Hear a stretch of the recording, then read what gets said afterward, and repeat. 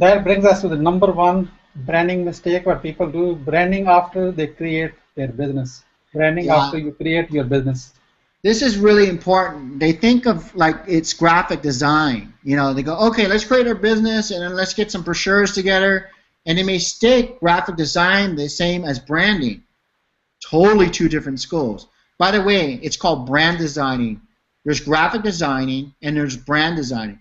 Graphic designing, correct, it's more tactical. It's more short term. It's not really to build a great amount of value over the long haul. It's more like, let's just get this out. Brand design, it's all reflected around your strategy that you thought of from the very beginning. So when you think of your branding from the very beginning, what happens is everything is focused around that brand. Then your business becomes secondary because it's no longer about your product. It's more about the brand. Like a laptop is a laptop until it becomes Macintosh. And an orange becomes an orange until it becomes a sun-kissed orange. You see the difference there? You move it from a commodity into a brand. So the best time to brand is at the beginning of your company when you're just thinking of your ideas. And then you could build a business model around the brand because you'll see so much more opportunity you have when you build it as a brand rather than just a commodity, just as a business or product, or service for that matter, or information for that matter. So when you look at the bigger picture from the branding aspect, you'll see so much potential of growth, success, profitability, good employees, great stakeholders, customers that you really want. Howard, I appreciate all this explanation for this. However, I have a confrontational question, if you don't mind. Sure, absolutely. Do we have your permission to put you on a spot? Sure, always. Okay. I understand that you're saying that creating a brand after creating your business is a mistake, but majority of the people who start from their garage, from their basement, they have no money for branding because the moment I'm a small company, I'm starting from very small. Let me make my first buck first, see if this idea is worth checking and it's working before I get into the brand. The way you are suggesting it, we should get the brand first before even we actually create a business.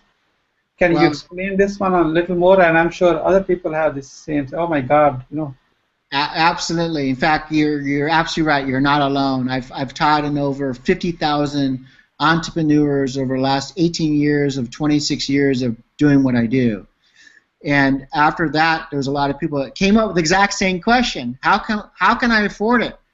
And I literally, no kidding you, spent 4.5 years designing a book of a how-to book of how to brand, what to look for, how to synchronize it with your business and marketing. And it's actually, when I say it's a how-to book, I mean that literally, because I was looking through a lot of branding books, and there's nothing that actually gave you exercises that really coached you along the way of how to really build it on your own, do it yourself, right? So that's when I designed my book that took 4.5 years, and I worked with 5 different editors to put this book out, and it is out globally. But the point is, now you have no excuse for $35 or whatever. Now you can learn the ways that I built Fortune 500 companies that are worth billions of dollars of how you could do it on your own, but take shortcuts. Don't make these multi-million-dollar mistakes, or don't make these mistakes that most companies make, which they start, they stop, they start, they stop, and they lose so much traction, so much money over time. You'll learn so much from just this book alone. Okay, thank you for taking this one. Here's one more. I know that you said the branding after creating your business. Okay, we did that. Let me admit this. I have done that mistake. I've been in business almost over 10 years, maybe 20 years, 15 years, whatever. Right. I have done that mistakes. I probably, in your branding assessment, I may maybe -1 somewhere. Right. And I'm sure I'm not alone. Many people have already started their business. Right. Maybe now they made it profitable. Now they probably can afford something to actually think more about branding. Right. Is it too late, or there's still the hope for me to actually process to get into a branding side? It's first of all, it's never too late. I've had clients that are 25, 30, 40 years in business. Some of them right now, one of them is 3 generations old. Literally 3 generations. And we're in the process of rebranding now. This is the power behind it, though. Instead of making small increments of 10% gain here this year, 15% this year, we're with the companies that we rebranded have had on average 200% gain. Okay, what they do is they always kick themselves in the head and they go, I really wish I did this process earlier.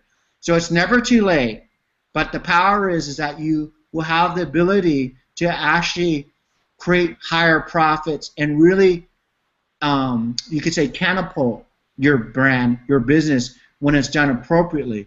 Now the great thing is that when you have your company that long, you have a lot of gems that you've been building. So think of it this way. You've been harvesting your gems. You kind of get an idea what doesn't work, what works with your business. But now there's a real opportunity to expose your gems, to differentiate you from others, and to really build it as a way of building your profitabilities and your equity and your value at that point. So it's never too late. Cool. That brings some hope.